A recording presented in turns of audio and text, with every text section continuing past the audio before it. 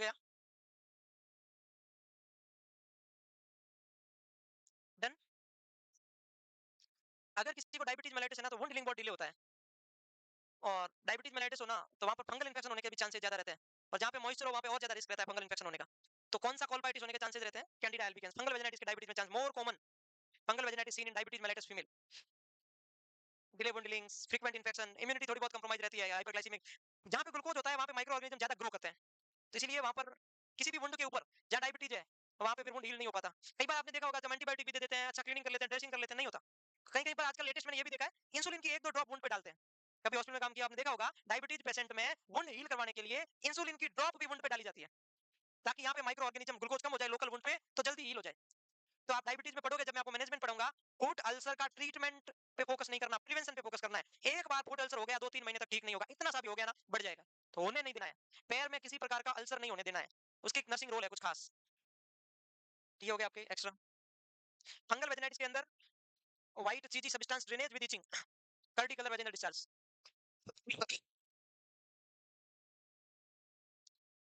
आगे बढ़े, हो गया साइन सिम्टम्स, नहीं हुए क्या? टाइप 2 डायबिटीज मेलाइटिस के कॉज लिखो देखे। वो पहले टाइप 1 के हो गए, अब लिखो टाइप 2 के। टाइप 1 का मोस्ट कॉमन कॉज है आइडियोपैथिक। ना अल्लाह जानता है ना राम पहचानता है, दैट इज आइडियोपैथिक, अननोन। पता नहीं क्यों होता है, बेवकूफ हो जाता है। आइडियोपैथिक का मतलब क्या है? पता नहीं। तो पहला आइडियोपैथिक, दूसरा ये धीरे-धीरे होता है, अचानक होता है डायबिटीज, स्लोली स्लोली। अब देखो ये है मेन बात। फिर भी भाई मेन कॉज तो पता है, कॉज कॉज में और रिस्क फैक्टर में क्या डिफरेंस है? चलो चलो चलो चलो, कौन बताएगा? लिखने वालों, मैं बताऊं सेकंड नंबर। हाँ, difference between cause and risk factor. हाँ, हाँ, हो सकता है, श्योर। जैसे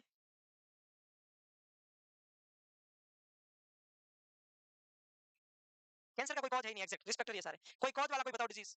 जैसे टीबी कौन से बैक्टीरिया की वजह से होता है? तो किसी की बॉडी में घुसेड़ के माइकोबैक्टीरियम डाल दिया जाए तो टीबी श्योर होगा कि नहीं होगा? और अगर कोई गरीब है तो हो सकता है। अगर वो क्राउडेड प्लेस में जाता है तो हो सकता है। हैंड हाइजीन मास्क नहीं पहनता है, हो सकता है। ऐसा थोड़ी थोड़ी है मास्क नहीं पहना तो आज रात हो गई होगा, हो सकता है। क्राउडेड प्लेस में चला गया, जहां पे कोई ज्यादा, जैसे कोई चेस्ट हॉस्पिटल में चला गया, तो हो सकता है। बट वो एग्जैक्ट कॉज थोड़ी हुआ। रिस्क फैक्टर, न्यूट्रिशन नहीं ले रहा है, कोई बच्चा है उसमें प्रेग्नेंट फीमेल है, तो ऐसा थोड़ी है हर एक प्रेग्नेंट को टीबी होगी। प्रेग्नेंट फीमेल है तो उसको रिस्क फैक्टर है कि वो ऐसी इम्यूनो किसी जगह पे जाएगी तो उसको टीबी हो सकता है, क्योंकि इम्यूनो कॉम्प्रोमाइज कंडीशन है। तो कॉज का मतलब होता है एग्जैक्ट इटियोलॉजी, 100% इसकी वजह से होगा। रिस्क फैक्टर का मतलब हो भी सकता है, नहीं भी हो। तो क्या है? डायबिटीज 2 का कोई कॉज नहीं है, रिस्क फैक्टर है। मेन रिस्क फैक्टर कौन है? ओबेसिटी। तो obesity is not a cause. तो आपकी मीनिंग क्या है, आप सुनो समझो।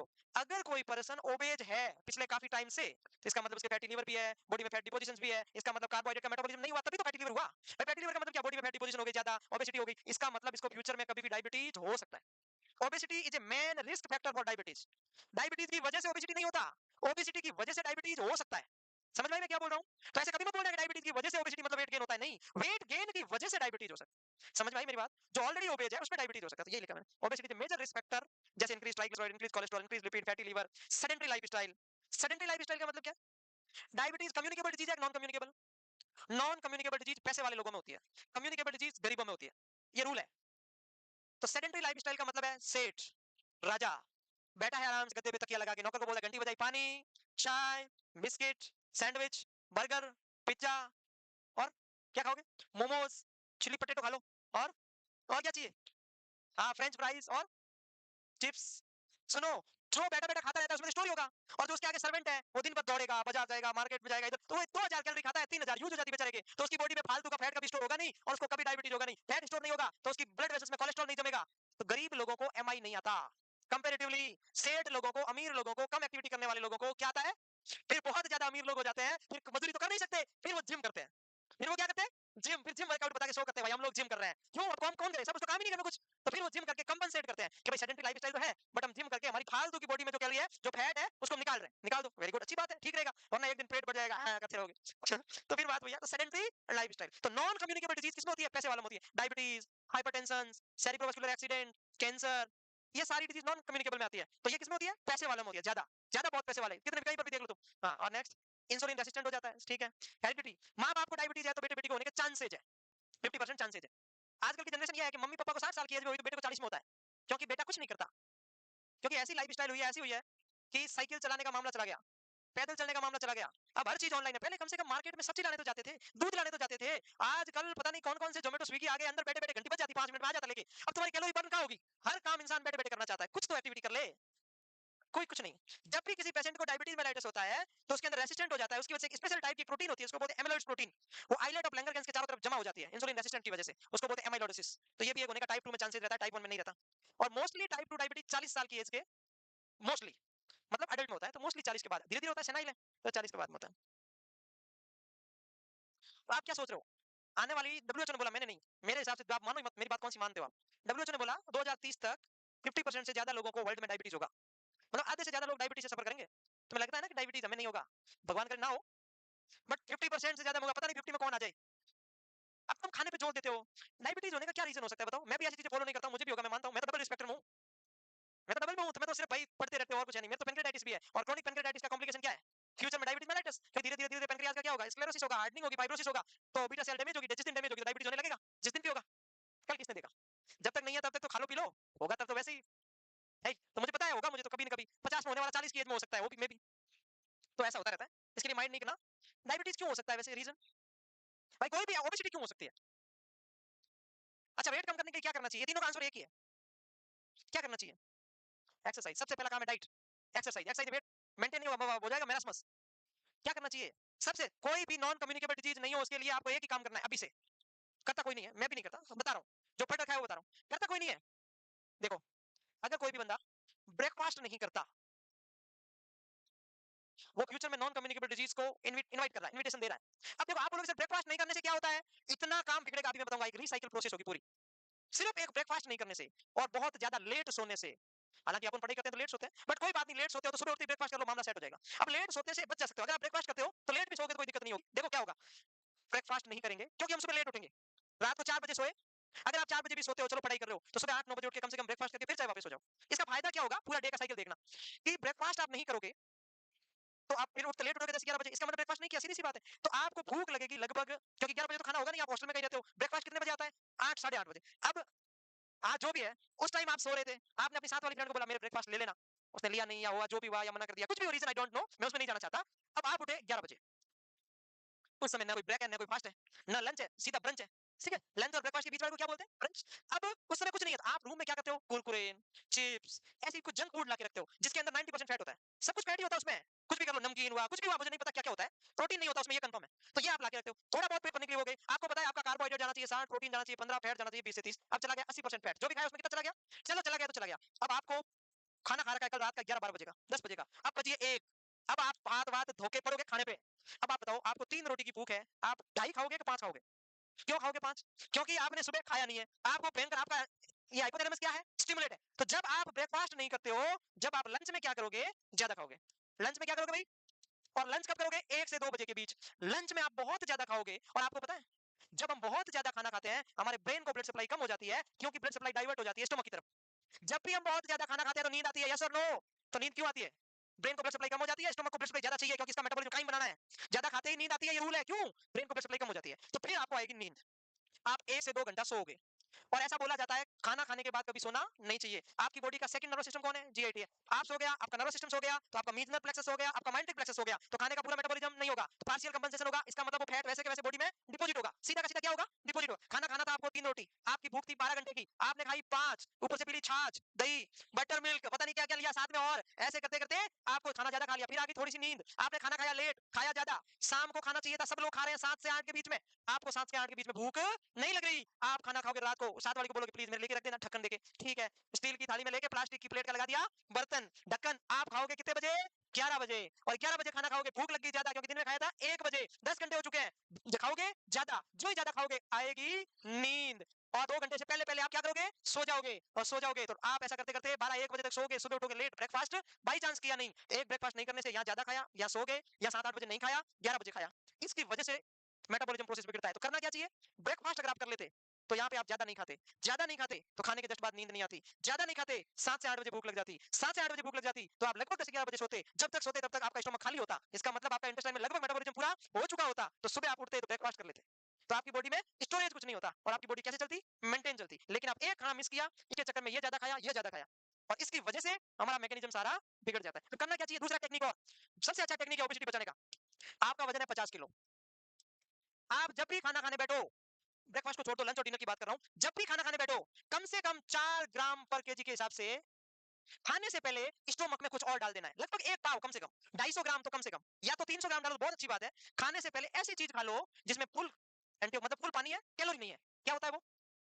क्या होता है वो? हाँ, वो क्या बोलते हैं उसको आप? हाँ वही, क्या बोल वापस बोलो। हाँ वही।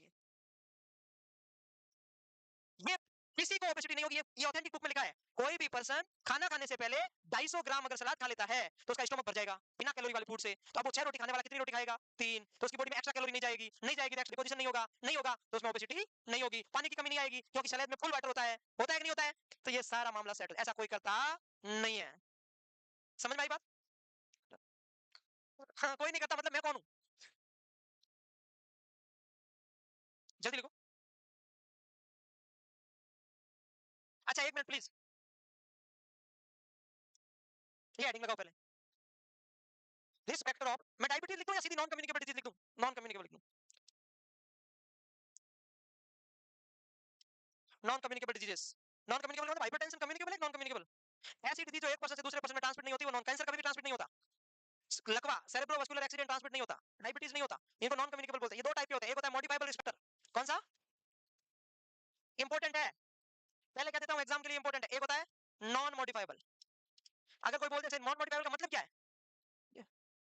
जैसे आप किसी को कंट्रोल कर सकते हो, भाई ऐसा रिस्क फैक्टर जिसको आप कंट्रोल कर सकते हो, that is modifiable. That is modifiable. जैसे आपकी डाइट सही नहीं है, आप डाइट सही करके डायबिटीज से बच सकते हो, कैंसर से बच सकते हो, मतलब कुछ हद तक हाइपरटेंशन से बच सकते हो, स्ट्रोक से बच सकते हो। आपका सेडेंटरी लाइफस्टाइल ठीक नहीं है, आप बहुत ज्यादा स्ट्रेस लेते हो, आपका बहुत ज्यादा एंजाइटी रहता है, आप लेट सोते हो, लेट उठते हो, ऐसा कुछ आपका लाइफ ऐसी जगह काम कर रहे हो स्ट्रेस ही स्ट्रेस है, ये मॉडिफाइबल में आता है कि नॉन मॉडिफाइबल में? मॉडिफाइबल में आप जगह चेंज कर सकते हो, स्ट्रेस कम कर सकते हो, नींद बढ़ा सकते हो। तो ये क्या होगा पहले की मॉडिफाइबल में क्या आएगा? Diet, exercise. अब कोई एक्सरसाइज नहीं कर रहा उसकी वजह से ओबेसिटी हो रही है, तो एक्सरसाइज करके इसको सही कर सकता है। एक्सरसाइज और सेडेंटरी लाइफस्टाइल, स्ट्रेस, ओबेसिटी और स्मोकिंग, जो चीज आप कंट्रोल कर सकते हो वो सारी मॉडिफाइबल रिस्क फैक्टर में आती है, जिसको मॉडिफाई करके पटरी पे ला सकते हो गाड़ी को। तो ये हो गया मॉडिफाइबल। ठीक, ये समझ में आ गया आपको? नॉन मॉडिफाइबल का मतलब, जैसे एग्जांपल के लिए किसी की एज 40 है, मैं बोल दूं तू 20 का हो जाए ना तो तेरे को डायबिटीज होगी, पॉसिबल है? ऐसा जिसको आप चेंज नहीं कर सकते एज। अब एक कोई मेल है, मैं बोल दूं अगर तू फीमेल होती ना तो तेरे को डायबिटीज नहीं होता, पॉसिबल है? तो जेंडर नॉन मॉडिफाइबल है भाई, वो बोलेगा इसमें कुछ करना। भाई तो इसमें क्या कर सकता हूं, मैं मेल हूं तो हूं, फीमेल तो नहीं बन सकती, तो क्या करूं? तो कुछ नहीं हो सकता जा। एक आता है इथेनिसिटी। कुछ कल्चरल ग्रुप भी होते हैं। हेरिडिटी, हेरिडिटी मतलब जेनेटिक हो गया, तो आप चेंज नहीं, जीन की वजह से कोई चीज आती है चेंज कर सकते हो? नहीं कर सकते। अगर किसी को, आपने नाम सुना होगा सिकल सेल एनीमिया, आपने नाम सुना सिस्टिक फाइब्रोसिस, आपने नाम सुना होगा ये कुलीज एनीमिया, जिसको क्या बोलते हैं थैलेसीमिया मेजर, आपने नाम सुना होगा गैलेक्टोसोमिया, नाम सुना होगा, बहुत सारी बीमारी जो जेनेटिक बीमारी होती है, जो जेनेटिक म्यूटेशन की वजह से होती है, उसको आप चेंज नहीं कर सकते, आप कुछ नहीं कर सकते उसका, उसको आप प्रोग्रेस को रोक सकते हैं, उसको मैनेज कर सकते हैं, उसको क्योर नहीं कर सकते। तो कुछ डिजीज ऐसी होती है, एक बार किसी को सिस्टिक फाइब्रोसिस हो गया ना तो आप उसको कम नहीं कर सकते, नहीं कर सकते तो नहीं कर सकते, क्योंकि ऑटोसोमल रिसेसिव है, क्या करोगे? कुछ नहीं कर पाओगे। तो ये समझ में आ गया? आगे बढ़ो। नो वेट लॉस, देखो पेशेंट को होता है, नॉन सेट में नहीं होता है, क्या बोल रहा हूँ? पेशेंट को होता है लेटर लेटर स्टेज में, नॉन सेट में नहीं होगा। नॉन सेट की बुक में एग्जाम में क्वेश्चन आ जाए डीके में वेट लॉस होता है, उसमें उसमें बोल देना सर डीके में होता है, डायबिटीज की सर्जरी डीके में होता है, टाइप 2 में आप बोलना डीके में, बोलेगा मेटाबॉलिक एसिडोसिस डीके में होता है, टाइप 2 में, तब आप बोलना डीके में होता है। इसीलिए मैं लिखा हूं no ketone, no blood osmolarity increase, तो होगी डिहाइड्रेशन की वजह से, no weight loss, no acidosis का है, नो एसिडोसिस। पेशेंट को नहीं होता, मतलब पेशेंट को होता है, नॉन सेट पास करने के लिए नहीं होता, याद रखना। इसका मैं प्रूफ दूंगा कॉम्प्लिकेशन में, एकदम 100% प्रूफ दूंगा। डायबिटीज का कॉम्प्लिकेशन होता है डीकेए और एक होता है एचएचएनएस। क्या होता है वो? इसी का मतलब यही है, एचएचएनएस। टाइप 2 का कॉम्प्लिकेशन है एचएचएनएस, टाइप 1 का है डीके, और एचएचएनएस की फुल फॉर्म यही है, no ketone no metabolic acidosis. इसलिए कह रहा हूं। अब नॉन सेट क्या पूछेगा हम अच्छी तरीके से जानते हैं, हमने निचोड़ निकाला हुआ एक क्वेश्चन का।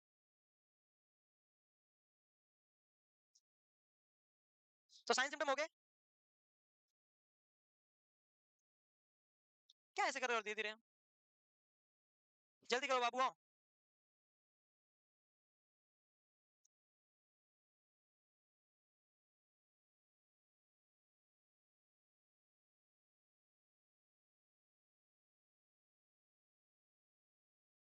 मैं आगे बढ़ू?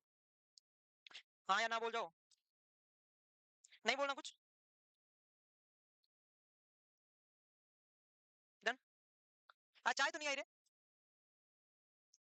मैं देख जितनी बार गेट बजाना मैंने ऐसे देखा, मैंने कहा अभी क्यों नहीं आई, अभी क्यों नहीं आई, कब आएगी, कब आएगी? है अरे पानी से चाय का काम होता है क्या? कैसे लोग करें? ये डिफेंस मैकेनिज्म यूज करें, सब्स्टिट्यूट। सुनो, अब करेंगे डायग्नोसिस। डायग्नोसिस में एक ही चीज इंपॉर्टेंट है, ग्लूकोज टॉलरेंस टेस्ट। उसके अलावा सब आपको पता है। पहला है फैमिली हिस्ट्री, उसके आगे पूछेंगे तुम्हारी मम्मी को है, पापा को है, कब हुई, कब चेक किया, कब नहीं किया, ब्लड ग्लूकोज लेवल नॉर्मल कितना होना चाहिए, 70 से 110। ईयू का मतलब क्या होता है? ईयू यू, normal blood glucose level, euglycemia. Next आता है एचबीएवनसी। एचबीएवनसी कितने महीने का होता है? ये जो चालू पेशेंट होता है उसके लिए होता है। एक दिन बताया था ना चालू पेशेंट का मतलब क्या होता है? ऐसे पेशेंट जो डॉक्टर को डबोल बनाते हैं, फिर उसका 3 महीने का बैकग्राउंड डेटा लेते हैं ब्लड से। कुछ लोग होते हैं चेक करवाने जाते हैं, उस दिन ब्लड शुगर की टैबलेट ले लेते हैं, उस दिन कम आ जाता है, घर वालों को बोलते हैं देखो मैंने डॉक्टर को पागल बना दिया। लेकिन वो एमडी करके आया, डीएम करके आया एंडोक्राइनोलॉजी में, वो तुरंत एचबीएवनसी करवाता है, बड़ा हुआ आता है, उसने कहा बेटा आज कम है, फिर 3 महीने में तो रोजाना ज्यादा थी तेरी। क्या इसमें फास्टिंग चाहिए एचबीएवनसी में? एचबीएवनसी का मतलब है कितना ग्लूकोज हीमोग्लोबिन के साथ में बाइंड होकर पिछले 3 महीने से चल रहा था, कितना ग्लूकोज हीमोग्लोबिन के साथ में पिछले 3 महीने में बाइंड होकर चल रहा था, इसको परसेंटेज में काउंट करते हैं। ये क्वेश्चन आया हुआ है, एचबीएवनसी किसमें काउंट करते हैं? परसेंटेज में। फास्टिंग जरूरी नहीं है, नॉर्मल 6.4 से कम होना चाहिए। अब आता है एग्जाम में आने वाला जीडीटी। जीटी, जीटी, जीटी, जीडीटी का मतलब क्या होता है? मेडिकल एब्रीविएशन में जीडीटी का मतलब क्या होता है? ड्रॉप। जीटीटीएस का मतलब होता है ड्रॉप्स, जीडीटी का मतलब होता है ड्रॉप। ड्रग एडमिनिस्ट्रेशन के मेडिकल एब्रीविएशन में जीडीटी का मतलब ड्रॉप होता है। चलो, चलो, अगर चाय आ जाती ना तो मैं 1:30 बजे तक पढ़ाता, अब पढ़ाऊंगा 1 बजे तक। आप चाहते नहीं आए, ठीक रहे, है ना? यही चाहते हो ना आप? That's called passive toxicity, that's called passive toxicity. भगवान करे चाय नहीं आए तो हमारे ऊपर ये भी आए नहीं कि भाई आपने बोला था, हमने बोला था, चले जाओ। समझ गए रे? लेस देन 7% है ना, मोर देन 7% नहीं। तो आ गई ना तो तुम्हारा नुकसान हो जाएगा। है? अच्छा, नहीं आएगी, इसको पता है, इसने बोल रखा है नहीं आएगी। नहीं है तो अच्छी बात है, ज्यादा चाय इंजूरियस टू हेल्थ। ज्यादा चाय गैस्ट्राइटिस करता है, चाय आयरन के एब्जॉर्प्शन को हमपर करता है, चाय जीईआरडी करवाता है, एक्सेसिव चाय से ओबेसिटी होती है। चाय से ओबेसिटी कैसे होती है बताओ? चाय से ओबेसिटी होती है, यस और नो? होती है। आप जितनी बार चाय, एक चाय में 1 स्पून शुगर, अगर आप 5 बार चाय पीते हो 5 स्पून शुगर, और किसी भी पर्सन को जिसकी सेडेंटरी लाइफ स्टाइल है पूरे दिन में 2 स्पून से ज्यादा नहीं लेना चाहिए, तो मैं तो बेवकूफ चाय चाय में 5 पी लेता हूं, इसका मतलब ओबेसिटी होने का चांसेस है ऐसे। जीटीटी। चलो, अरे सुनो, बहुत काम का चीज है ये, oral GTT, oral GCT, oral GTT या oral GCT, glucose challenge test. अच्छा एक बात बताओ, एक पेशेंट है, सुबह सुबह आपके पास आया है, उसकी ब्लड शुगर 80 है, आप क्या बोलोगे? उसको डायबिटीज है नहीं है? आपको कैसे पता नहीं है? मैंने क्या बोला था कि डायबिटीज में मरीज भूखा रहता है तो ब्लड शुगर या तो कम आएगी या नॉर्मल आएगी, क्योंकि गैस टंकी खाली है, गैस टंकी खाली है तो उधर से इंसुलिन भी नहीं आ रहा, इधर से खाना भी नहीं खा रहा, भूखे पेट है, और रात को खाना खाया था, सुबह आया हमारे पास, सुबह तो वैसे ही उसका यूज हो गया, तो वैसे ब्लड शुगर कम आएगी। आपको कैसे पता उसको डायबिटीज नहीं है? तो इसी का ही तो पता करने को जीटीटी बोलते हैं। भाई आपको कैसे पता? एक बात बताओ, कोई पर्सन ईमानदार है कैसे आइडिया लगाओगे? जिसको चोरी करने का मौका नहीं मिला वो ईमानदार थोड़ी है। क्या मैंने आज तक चोरी नहीं की, बेवकूफ, मौका नहीं मिला, सही बात है नहीं? उसको आप ईमानदार, ईमानदार का मतलब है चोरी करने का पूरा मौका मिला, उसके बावजूद भी वो सख्त बन के रहा, दैट इज ईमानदार। भाई इंटीग्रिटी इसको भी बोलेंगे, मौका मिलने के बावजूद भी उसने चोरी नहीं की, तो आपने मीठा खिला के देख लिया फिर भी नहीं बढ़ी, दैट इज नो डायबिटिक। भूखे पेट में तो कमी आएगी डायबिटीज वाला, देख लो आप किसी का भी देख लेना, इवन 70 से कम आएगी, किसी किसी की तो आएगी, अपनी तो आएगी 100 और उसकी आएगी 70, क्योंकि उसकी बॉडी में स्टोरेज तो था ही नहीं कुछ।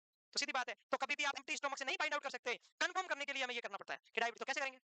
तो 3 दिन पहले से प्रिपरेशन स्टार्ट कर लेते हैं। 3 दिन पहले से मरीज को अच्छा कार्बोहाइड्रेट खिलाना शुरू कर देते हैं।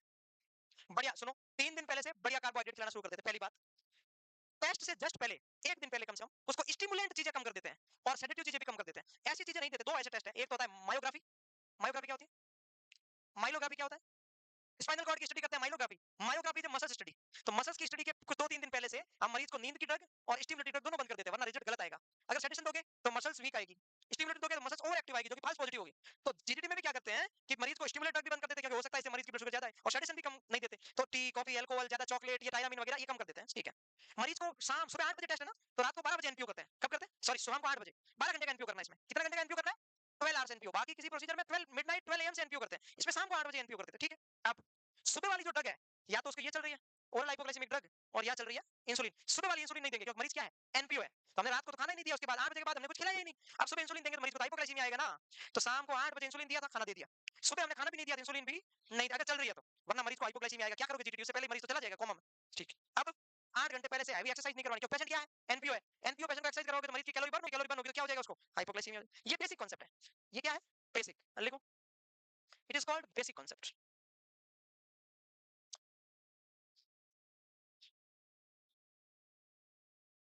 अरे यहाँ प्रोटीन के भंडार बड़े पड़े हैं। और आपको पता है, बोलते बोलते या और कोई काम करते करते खाना नहीं चाहिए, पता है कि नहीं ये बात? बोलते बोलते, अरे गलती से नहीं, मुझे पता है, गलती से हाथ चला गया, खुल गया ना, छुपा रही थी। अरे मेरे को नहीं, ट्रे किया से छुपाओ। मेरे छुपाने से क्या होगा? गलती से बोलते बोलते या कहीं और ध्यान हो ना, सोते सोते बोलते बोलते ऐसी चीजें नहीं खानी चाहिए जो सीड्स लाइक होती है। पता ही नहीं चलता कभी आप जैसे बोल रहे हो। हेलो।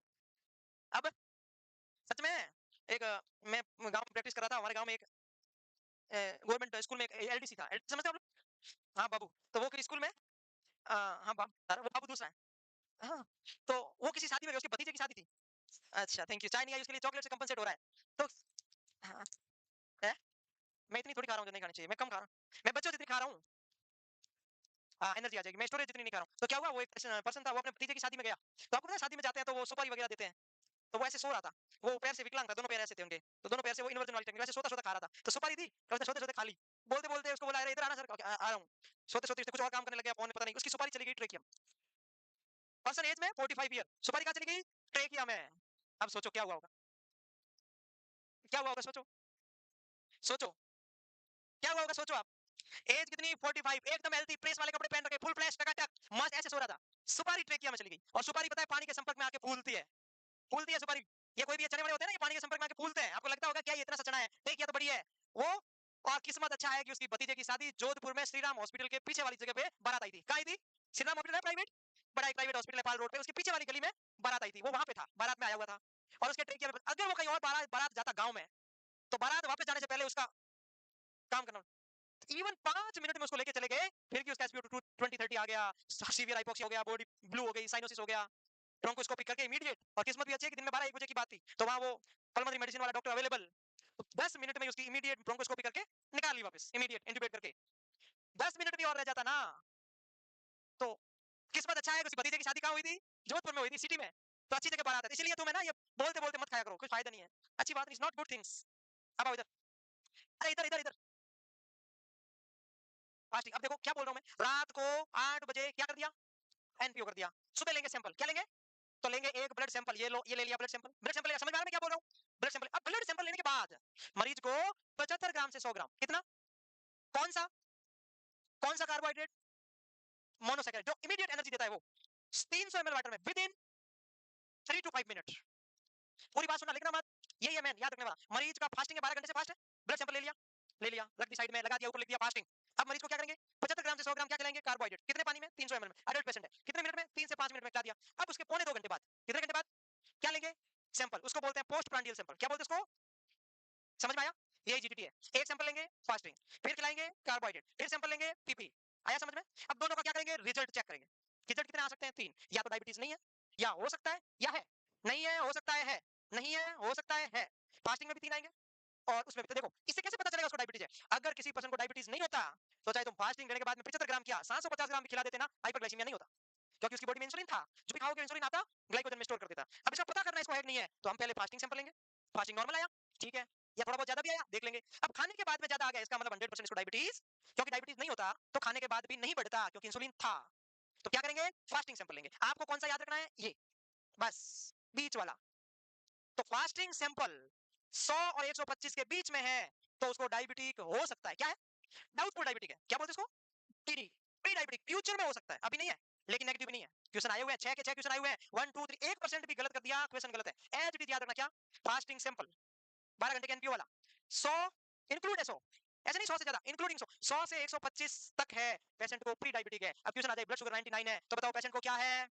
No diabetes. 126 है, डायबिटीज श्योर। क्या बोलोगे आप? ओरल ग्लूकोज टॉलरेंस टेस्ट में ब्लड शुगर फास्टिंग 126 या 126 से ज्यादा, क्या बोला मैं? मोर देन और is equal to 125 is pre diabetic, 99 is no diabetic, 100 is not diabetic, pre diabetic, 100 is pre diabetic, diabetes कहां है? Pre diabetic. तो आपको कौन सा याद रखना? Pre diabetic. कौन सा? प्री डायबिटिक का मतलब क्या होता है? हो सकता है फ्यूचर में, विदाउट को ना, ये मतलब रिस्क में आ गया, फ्यूचर में वापस टेस्ट करना आ गया रिस्क में, तो आपको बीच वाला याद कर लो, इधर नहीं इधर है। तो फास्टिंग में क्या याद करोगे? 100 से 125, 100 से 99 तक नहीं है, 126 या 126 से ज्यादा मतलब 126 यस में है, 125 तक ही डाउटफुल में है, मतलब double digit no, triple digit आते ही डाउट में आ जाएगा। 99 तक नो डायबिटिक। अब देखो खाना दे दिया, खिला दिया, खिलाने के बाद हम क्या करेंगे, 2 घंटे बाद, पौने 2 घंटे बाद चेक करेंगे, जस्ट पोस्ट प्रांडियल। अगर उसका ब्लड शुगर 140 से कम है, मतलब 139 तक नो डायबिटिक, खाने के बाद 139 तक नो डायबिटिक। 140 आ गया तो 140 से लेके 199 तक, इसमें मैंने लेस देन लिखा है, इसका मतलब 140 इसमें आएगा। 140 से लेके 199 तक प्री डायबिटिक, तो आपको सिर्फ बीच वाला याद कर लो, 140 से कम नहीं है, 199 से ऊपर है। खाने के बाद 140 से 199 के बीच में डाउटफुल, खाने से पहले 100 से 125 के बीच में डाउटफुल, 126 के बीच में ऊपर है, 200 या 200 से ऊपर है, 99 या इससे कम नहीं है, और 140 या इससे कम हो जाए तो नहीं है। समझ में आ गया? यही जीडीटी है। ग्लूकोज दिया, चैलेंज टेस्ट लिया और हो गया डायबिटीज। भाई वाह, गजब, बहुत बढ़िया सर, इतना क्या याद करवा दिया। ओ ऐसा है कि नहीं? तो आपको डायबिटीज नहीं है? हाँ, तो डायबिटीज नहीं है, 100% नहीं है, फुल इंसुलिन है आपकी बॉडी में। भाई पोस्ट प्रांडियल 100 से कम आ रहा है, इसका मतलब डायबिटीज है ही नहीं, नजदीक ही नहीं है। आप बूढ़े बहुत लेट होंगे, ऐसा बोलते हैं, किताब पढ़ा हुआ, लिखा हुआ है, मैंने पढ़ा कहीं पर, जिस किसी पर्सन को फिजियोलॉजिकल हाइपोग्लाइसीमिया रहता है, मतलब जिसका ब्लड शुगर लेवल कम रहता है, उसकी सेल डीजनरेट कम होती है, वो मरीज बूढ़ा लेट होता है। 50 का होगा तो 40 का लगेगा, 40 का होगा तो 30 का लगेगा, 30 का होगा तो 20 का लगेगा, 10 का होगा तो 0 नहीं लगेगा, मतलब उस कंपैरेटिवली। और जिसको ज्यादा ब्लड शुगर रहता है उसकी सेल डीजनरेट होती है, ये सही बात है। तो आप में बूढ़े कम होंगे आप।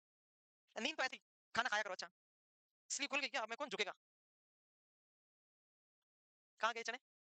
शेर लाओ भाई, मैं तो बोल नहीं रहा हूँ ना, तो मैं तो खा सकता हूँ ना, मैं तो बोल खड़े खड़े। नहीं बिस्किट नहीं, मैं चने खाऊंगा, चने ठीक रहे, और चने भी मसाले वाले यार। चलो जल्दी करो, लिखो, खा लेना चाहिए ना। तुम चुप रहो रे, मजा आ गया। धोखा धोखा धोखा हो गया ना, ये अभी कभी आना दिखाएगी नहीं अब। मैम बिस्किट तैयार रखना, ये खत्म होते ही खत्म, जल्दी करो। जब 12 घंटे की क्लास होना तो ऐसे खूब लेके आना।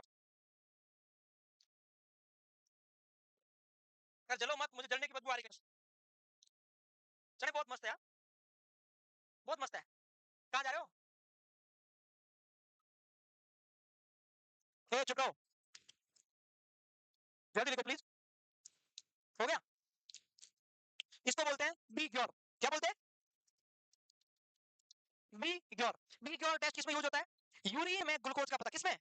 यूरिन में ग्लूकोज का। बी का मतलब नो, जी का मतलब थोड़ा सा, वाई का मतलब और ज्यादा, ओ का मतलब और ज्यादा, रेड का मतलब फुल ज्यादा। कैसे? ब्लू कलर का क्या मिलाएंगे? यूरिन लेंगे, उसमें कॉपर सल्फेट मिलाएंगे, उसको क्या बोलते हैं? Benedict test. यूरिन में ग्लूकोज का पता करने के लिए कौन सा टेस्ट करते हैं? बेनेडिक्ट। क्या करते हैं उसमें? मिला दिया, अगर कलर ब्लू हो गया, यूरिन में शुगर नहीं है, बहुत कम शुगर होगी, ट्रेस 0.57 ग्राम, तो कलर होगा ग्रीन। शुगर 1 से 1.5 ग्राम होगी, कलर होगा येलो। 1.5 से 2 ग्राम होगी, कलर होगा ऑरेंज, रेड होने वाला है। बहुत ज्यादा हो जाए तो रेड। कुछ लोग सोच रहे होंगे 0 1 2 3 4 क्यों नहीं करवाया? लेटेस्ट यही है गाइडलाइन। सोच रहे हैं ना? कहीं सोच रहे हैं गलत है, यहाँ पे आएगा 0, यहाँ पे आएगा 1 2 3 4, ऐसे सोच रहे हैं ना? नहीं, ये सही है। मुझे पता चल जाता है, तुम ऐसी शक की निगाहों से देखते हो ना, तुम्हारी नजरें बड़ी कातिल होती है। मैं समझ जाता हूँ, मैं कातिल नजरों को, मैंने ट्रेनिंग ले रखी है पूरी। क्या बोला?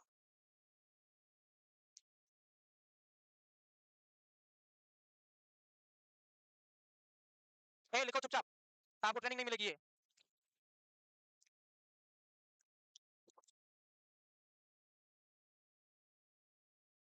ये कोई स्पेशल चना है यार? है? आयुष गुस्सा कर रहा है मेरे से, लेके बेवकूफ। गुस्सा करने कोई फर्क नहीं पड़ेगा, मेरा एब्डोमेन मना करेगा नहीं।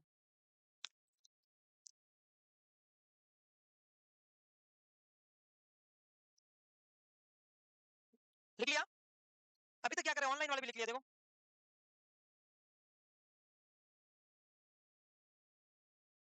चाय से ज्यादा चाहिए।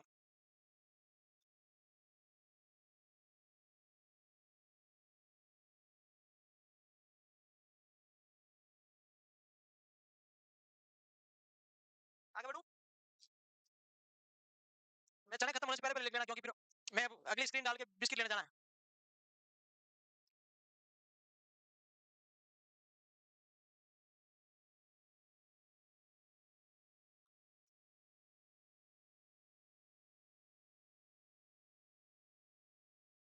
बी जी वाई ओ आर, बी ग्योर।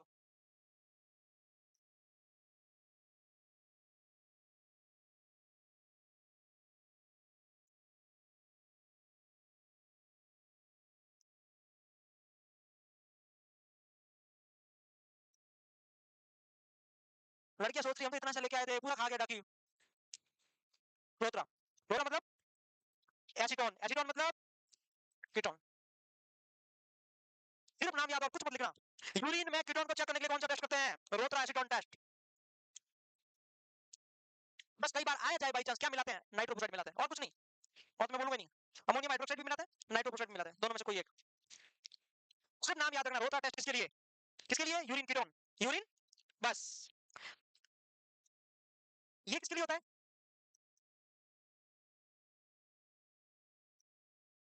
ये किसके लिए होता है?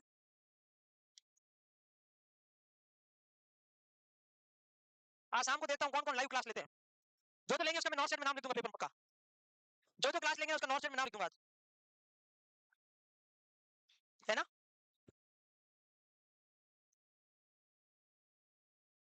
दोनों बाइल है, दोनों बाइल है, दोनों ही बाइल अलग अलग बताओ।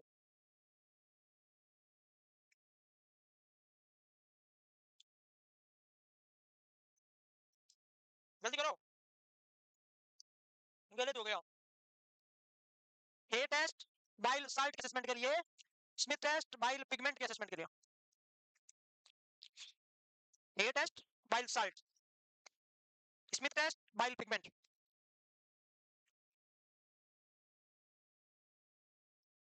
डन हो गया? फोड़ दो।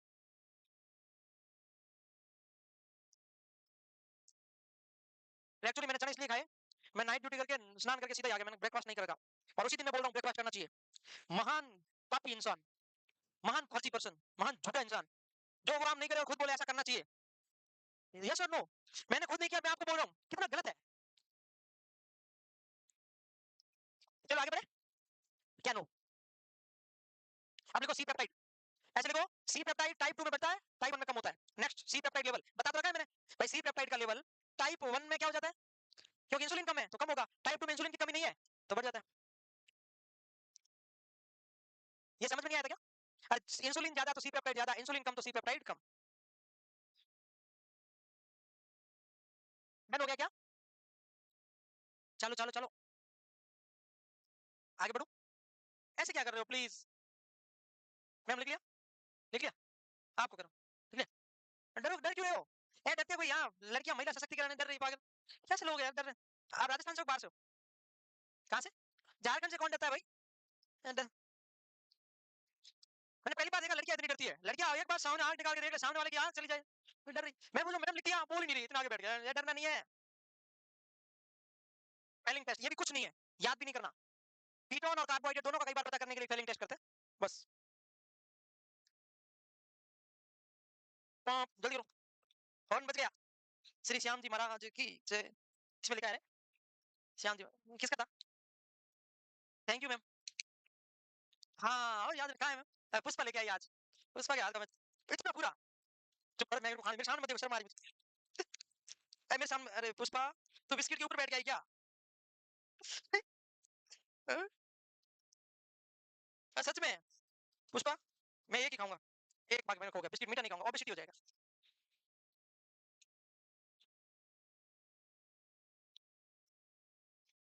Thank you so much all of you, आप सबके इतने प्यार के लिए।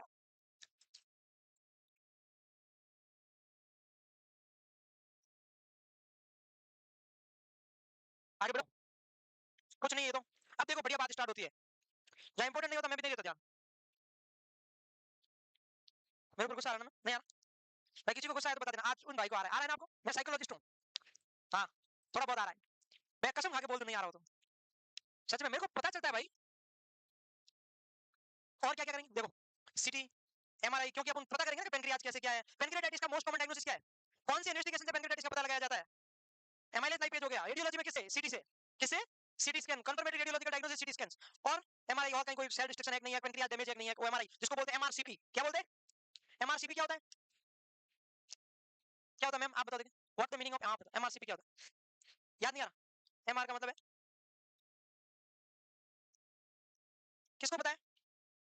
Magnetic resonance cholangiopancreatography. मतलब क्या हुआ? MRI of pancreas and bile duct is called MRCP. ERCP क्या होता है? What the meaning of ERCP? ERCP का कॉम्प्लिकेशन क्या है? जॉइंटिस। क्यों? क्योंकि जब ईआरसीपी करोगे आप कैमरा डालोगे अंदर वायर डालोगे बिलिरुबिन ब्लॉक हो सकता है, मतलब बिलिरुबिन ब्लॉक हो सकती है ना, जब आप डालोगे तो ब्लॉक हो सकती है, तो कॉम्प्लिकेशन क्या होता है? बिलिरुबिन बढ़ सकता है। ईआरसीपी की फुल फॉर्म बता दो, चलो मैं मान लूंगा कि you are too much talented ऑलर। ई मतलब endoscopic retrograde cholangiopancreatography. Very good. क्या है? एंडोस्कोपिक रेट्रोग्रेड कोलेंजियो मतलब बाइल डक्ट, पेनक्रिएटो मतलब पेनक्रियाटिक डक्ट, बाइल डक्ट और पेनक्रियाटिक डक्ट की एंडोस्कोपी के थ्रू यूजुअलाइजेशन से फाइंडिंग निकालना ईआरसीपी कहलाता है।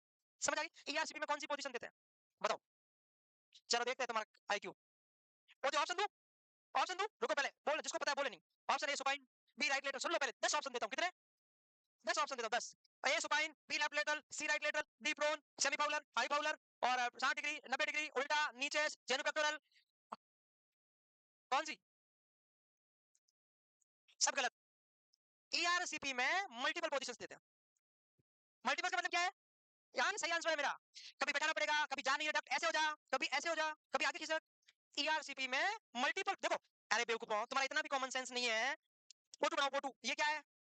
लीवर है। ये कौन है? इसोफेगस है। ये कौन है? स्टमक है। ये कौन है? पेनक्रियाज। ये कौन सी डक्ट है? विल्सुंग। मेन पेनक्रियाटिक डक्ट को क्या बोलते हैं? विल्सुंग।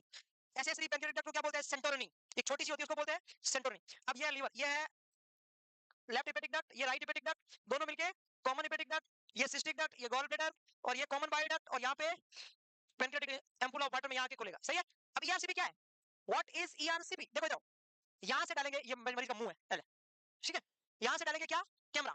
ले, तो यहाँ तक जाएगी तो कोई दिक्कत नहीं, यहाँ तक जाएगा कोई दिक्कत नहीं, यहाँ तक जाएगा कोई दिक्कत नहीं, ड्यूडेनम तक चला गया। कहाँ तक चला गया? फिर ड्यूडेनम ऐसे जाके ऐसे ले जाना है, पेनक्रियाटिक डक्ट में ले जाना है। लो, ये लो पेनक्रियाटिक डक्ट में, इसको देखेंगे क्या मिस्टेक है इसमें, पूरा इसको अंदर जाके, अब यहाँ जाके ऐसे ऐसे ऐसे ऐसे, अब यहाँ अब कितना दिक्कत, अब देखो यहाँ गया, फिर वापस आओ, फिर बोले थोड़ा थोड़ा सेंटोरनी को देख ले, ये सेंटी हो जाएगी, फिर किसको देगा? बैक लेके सेंटोरनी, फिर बोला वापस बैक आओ, तो बैक आया, फिर कहाँ ड्यूडेनम में, अब जा इसमें जा ऐसे, इसमें आई, फिर थोड़ा सिस्टिक डक्ट को देख ले, फिर कॉमन हेपेटिक डक्ट को देख ले, फिर इसमें तो कोई ब्लॉकेज नहीं है, फिर इसमें, फिर वो पूरा ही घूम गया पेट में, तो एक पोजीशन से तो नहीं होगा, उसके अकॉर्डिंग पेशेंट को खुद ही पकड़ के लाना पड़ेगा, यहाँ से आगे खिसक, पीछे खिसक, ऐसे खिसक, ऐसे खिसक, फिर लाना पड़ेगा ना। यस और नो? ऐसा होता है, दैट इज मल्टीपल पोजीशंस। क्या बोलते हैं उसको? मल्टीपल। Very good. हाँ, लिपिड प्रोफाइल क्या होता है? Serum cholesterol, serum HDL, serum LDL, serum triglyceride, TG मतलब ट्राइग्लिसराइड, सीरम वीएलडीएल, एक काइलोमाइक्रोन भी आता है इसमें। लिपिड प्रोफाइल क्यों करते हैं? पता करने के लिए कि हमारी बॉडी में ब्लड वेसल्स में लिपिड ज्यादा है कम है, ब्लड वेसल्स में ना कि बॉडी में, ब्लड वेसल्स में हमें फ्यूचर में कोरोनरी आर्टरी डिजीज होने के चांसेस है या नहीं है। इंसान मोटा है इसका मतलब जरूरी नहीं है कि उसको हो, और इंसान पतला है इसका मतलब ये नहीं है कि उसको नहीं हो। ब्लड, हाँ इंसान एकदम पतला है फिर भी उसको एमआई हो सकता है, क्योंकि ब्लड वेसल्स में ज्यादा होगा फैट। तो ब्लड वेसल्स में फैटी एसिड का पता करने के लिए सीरम कोलेस्ट्रॉल कितने से कम होना चाहिए? एचडीएल 40 से 70 होना चाहिए। एचडीएल किससे बढ़ सकता है? क्या करने से एचडीएल बढ़ता है? एचडीएल, अरे एचडीएल ज्यादा होना ठीक है कम होना ठीक है? HDL is good cholesterol. HDL is cardio protective cholesterol. कौन सा? ऐसा कोलेस्टेरॉल जो आपकी हार्ट को बचाए। आपने नाम सुना omega 3 fatty acid, omega 6 fatty acid, omega 9 important नहीं है बट है थोड़ा बहुत। मोस्ट इंपॉर्टेंटली हमें कई बार हार्ट डिजीज होती है तो डॉक्टर फैटी एसिड लिखता है, ओमेगा 3 लिखता है, that is alpha linolenic acid. कौन सा?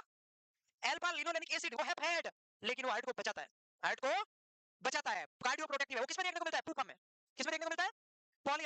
एचडीएल किससे बढ़ता है? एक्सरसाइज से और फूफा खाने से। फूफा मतलब एसेंशियल फैटी एसिड खाने से। पॉली अनसैचुरेटेड फैट, फूफा जी घर में और खाने में फूफा जी, दोनों का होना बहुत जरूरी है। किसी फंक्शन में फूफा जी और खाने में फूफा जी दोनों नहीं होंगे तो डिजीज हो जाती है, हो जाती है। घर में कोई फंक्शन होता है ना तो किचन रसोई जो मिठाई बना रखी है उसकी चाबी फूफा जी के पास होती है कि नहीं होती? अरे हाँ या ना? होती है। ठीक है भाई, तो फूफा, फूफा एसेंशियल फैटी एसिड आता है। ऐसा फैटी एसिड जो हमारी बॉडी में नहीं बनता उसको क्या बोलते हैं? एसेंशियल। तो लिनोलेनिक, लिनोलिक, ओलिक, एराकिडोनिक, डाका ऑक्सोसैकेक एसिड, ये 5 ऐसे होते हैं जो कि एसेंशियल में आते हैं। सर समझ में नहीं आया? अल्फा लिनोलेनिक याद करो। देखो, एक होता है ओमेगा 3, एक होता है ओमेगा 6, एक होता है ओमेगा 9। एक 3 नाम लिख रहा हूं, 3 नाम लिखो, जिंदगी में भूलोगे। आगे लगा दो अल्फा लिनोलेनिक एसिड। प्लीज पहले आपको कुछ नहीं करना, पहले मैं बताऊं वो कॉन्सेप्ट याद करो। तो देखो लिनोलेनिक, इसे थोड़ा सा छोटा करो, एन हटा दो, लिनोलिक, लिनो हटा दो रे, खाली ओ कर दो, ओलिक। क्या कर दो? क्वेश्चन आता है लिनोलेनिक कौन सा है? देखो नंबरिंग में 9 बड़ा है 3, 9। नंबरिंग में जो बड़ा है वर्डिंग में सबसे छोटा होगा। नंबरिंग में जो सबसे बड़ा है वर्डिंग में सबसे छोटा होगा। 9 में सबसे छोटा वर्ड, 6 में बीच वाला, 3 में सबसे बड़ा। लिनोलेनिक, आगे अल्फा जरूर लगाना, गामा लगाते गलत हो जाएगा।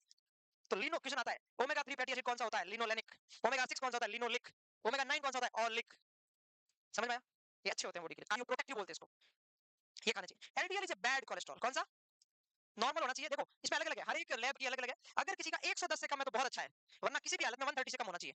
130 से कम तो होना चाहिए, और 1 से 10 से कम है तो बहुत ही अच्छी बात है। टीजी 150 से कम, रियल रियल टीजी बटा 5, टीजी बटा 5 तो कर ले, तो 30 से कम, टीजी का 5 पैसा। ये है, तब तक आपको हाइपरलिपिडीमिया नहीं बोलते।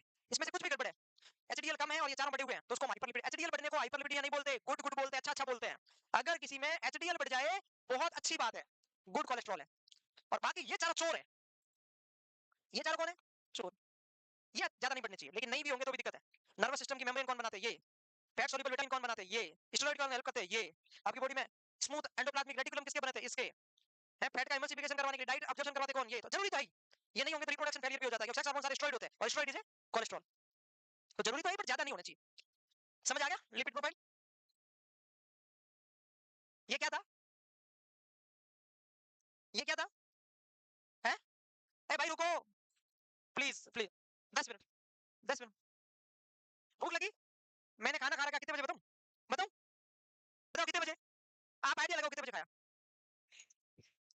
हाँ मैं खाना, ये खाना दड़िए, ये लिख लिया। मैंने खाना खा रखा है, कल मैं 4 बजे उठा था, उठते ही फटाफट स्नान की, फिर बाहर रेस्टोरेंट में खाना खा के फिर 5 से 7:30 क्लास की ड्यूटी गया। सोचो आप, आइडिया लगाओ, पौने 5 बजे का खाना खा रखा है, कहीं लग रहा है मैं भूखा हूं?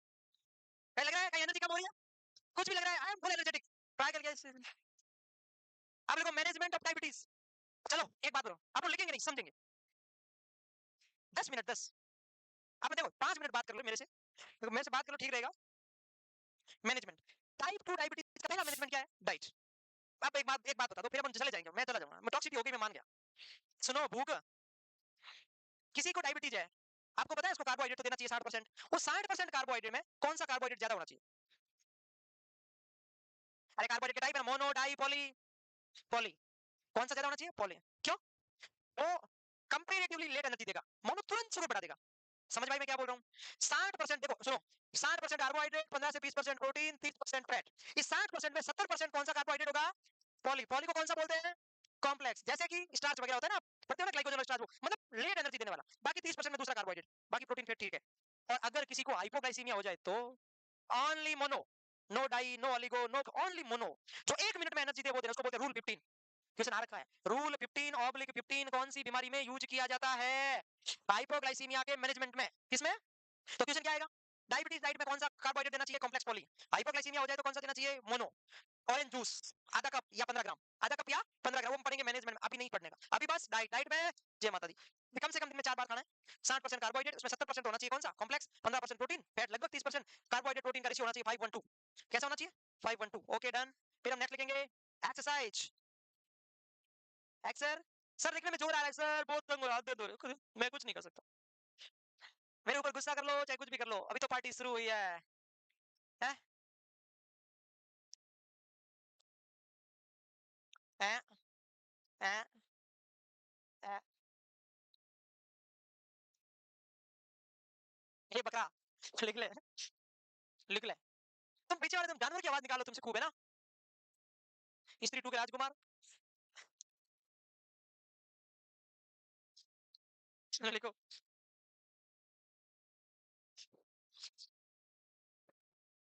आपका एग्जाम हो ना, उसके एक दिन पहले कोई मस्त कॉमेडी मूवी देख के पेपर देने जाना, आपके 4 नंबर ज्यादा आएंगे। मैं तो ऐसे ही करता था। सच। क्या बोले?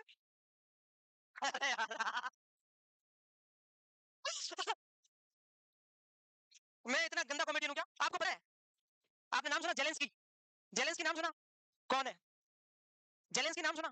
तुम्हें क्या सुना है? यूक्रेन का राष्ट्रपति कौन है? अबे रूस यूक्रेन युद्ध चल रहा है, डेढ़ साल, तुम्हें जेलेंस्की नाम नहीं सुना? जेलेंस्की कौन था राष्ट्रपति बनने से पहले? स्टैंड अप कॉमेडियन था। आपने भगवंत मान नाम सुना? भगवंत मान कौन है? उससे पहले क्या था? कॉमेडियन था। जब वो कॉमेडियन था ना, उनकी पत्नी उसको छोड़ के चली गई थी, तो सीएम बना, वापस आ गई। मैं तो तुम्हारी अच्छी दुआ कर रही थी, बेवकूफ, तो चली गई थी ना। तो कोई भी हो, इसलिए आप कॉमेडियन सी बनते हैं, राष्ट्रपति बनते हैं, आप मेरे को बना के छोड़ोगे? बनाओगे? लास्ट टॉपिक, लास्ट वर्ड, उसके बाद में अपन आजाद। तो एक बात बताऊं, अगर एक बच्चे को डायबिटीज है, उसकी मम्मी कॉल करती है, हेलो सर, हाँ मेरा बच्चा हॉस्पिटल में एडमिट था 4 दिन पहले, बेड नंबर 7 वार्ड में। अच्छा ठीक है, हाँ बताओ क्या हुआ? बच्चे का ब्लड शुगर 250 से ज्यादा है, कितना रीडिंग बता दो, मान लो 255 है, ब्लड शुगर 250 से ज्यादा है, बच्चे को वोमिटिंग हो चुकी है 2 बार और यूरिन में कीटोन आया है, तो मैं क्या करूं? डॉक्टर का रिस्पांस क्या होगा? 2 रिस्पांस होंगे। पहला, बच्चे को कोई भी एक्सरसाइज एक्टिविटी नहीं करवानी है, हॉस्पिटल लेके आना है। ऐसा क्यों बोला डॉक्टर ने? कीटोन प्रेजेंट है 250 से ज्यादा है, जब भी ब्लड शुगर 250 से ज्यादा हो, कीटोन प्रेजेंट हो, कोई भी एक्सरसाइज नहीं करवानी, ओनली बेड रेस्ट। क्योंकि जो एक्सरसाइज करेगा लैक्टिक एसिड बनेगा, लैक्टिक एसिड और कीटोन बनाएगा और बच्चा शौक में भी चला जा सकता है। जब भी कीटोन प्रेजेंट है, कोई एक्सरसाइज नहीं करेगा, एकमात्र मकसद है फ्लूइड ज्यादा देना है। उसको बोलना है हॉस्पिटल लेके आ जा, पानी पिलाते पिलाते ज्यादा, जितना पानी दोगे उतना ही कीटोन डाइल्यूट होगा, उतना ही यूरिन के साथ बाहर निकलेगा, उतना ही बच्चे को आराम आएगा। तो ब्लड शुगर 250 से ज्यादा हो जाए तो कभी भी एक्सरसाइज नहीं करवा। क्या मेरी बात समझ में आई? अगर ब्लड शुगर 250 से ज्यादा है, कीटोन यूरिया, जब भी कीटोन यूरिया होगा वोमिटिंग होगी, जब भी कीटोन प्रेजेंट होगा यूरिन और ब्लड में वोमिटिंग होगा, होना पड़ेगा, उसको इरिटेट करेगा, जीआईटी को इरिटेट करेगा, होना पड़ेगा। अच्छा एक क्वेश्चन और पूछ लूं, तो मना करोगे तो पूछूंगा, अब हाँ बोल दो मैं नहीं पूछूंगा। ठीक है, लास्ट लास्ट क्वेश्चन। एक पेशेंट है, उसका ब्लड शुगर था 700 या 900 कर लो चलो, उसको हमने इंसुलिन दिया, क्या दिया, अरे क्या दिया, और ब्लड शुगर आ गया आपके धीरे धीरे 250। हमने चेक किया ब्लड शुगर कितना आ गया, अब कौन सा फ्लूइड स्टार्ट करेंगे? Minimum dextrose solution, not NS. इस टाइम देखो ये शर्त है, सीधा आ जाए डीके में कौन सा फ्लूइड, एनएस, सीधा ही क्वेश्चन आ जाए एनएस, बट क्वेश्चन आए ब्लड शुगर 900 था, 250 आ गया है इंसुलिन की वजह से, अब कौन सा फ्लूइड धीरे धीरे स्टार्ट करोगे? डी 5%। क्यों? सुनो, ब्लड शुगर कितना था 900, इंसुलिन दिया 250 आ गया। अब अगर आपने मिनिमम डेक्सट्रोज स्टार्ट नहीं किया तो दे देना दिन 50 100 तक आ जाएगा, और intracellular extra cellular imbalance disequilibrium ICP बढ़ बढ़ा के मरीज का सब तहस नहस हो जाएगा। अचानक से कभी भी आप ब्लड शुगर को कम नहीं कर सकते, अचानक से कभी भी आप सोडियम कम नहीं कर सकते, अचानक से आप कभी भी इलेक्ट्रोलाइट करेक्ट नहीं कर सकते। अचानक से इलेक्ट्रोलाइट इम्बैलेंस किया ना, इंट्रासेल्युलर और एक्स्ट्रा सेल्युलर में इम्बैलेंस हो जाता है, डिसइक्विलिब्रियम सिंड्रोम हो जाता है, तो इंक्रीज आईसीपी भी हो सकता है, ब्लीड भी हो सकता है। तो ब्लड शुगर 900 आया, 250 तक आ गया ना, अब इंसुलिन तो काम करेगा और भी, तो जब 900 से 250 आया तो क्या पता 20 हो गया तो किस टाइम हम क्या करेंगे, डी 5 स्टार्ट कर देंगे, तो धीरे धीरे इंसुलिन काम करेगा और ये धीरे धीरे कम होगा, पेशेंट का ब्लड शुगर 150 से 200 के बीच में सेट हो जाएगा, उसके बाद हम इंसुलिन वगैरह कम करके फिर देखेंगे। मतलब अचानक से कम नहीं हो, उसके लिए हम क्या करते हैं, हाई ब्लड शुगर से 250 आने पे क्या लगाते हैं, स्लो डी 5, और सीधा क्वेश्चन आ जाए डीके में कौन सा फ्लूइड, एनएस। ना कोई डी 5, ना कोई डीएनएस, ना कोई आरएल, ओनली एनएस। एनएस क्यों? To dilute the ketone bodies, to dilute the, देखो क्वेश्चन की डिमांड के अकॉर्डिंग आंसर देना होता है, समझ गए? अब आप जा सकते हैं।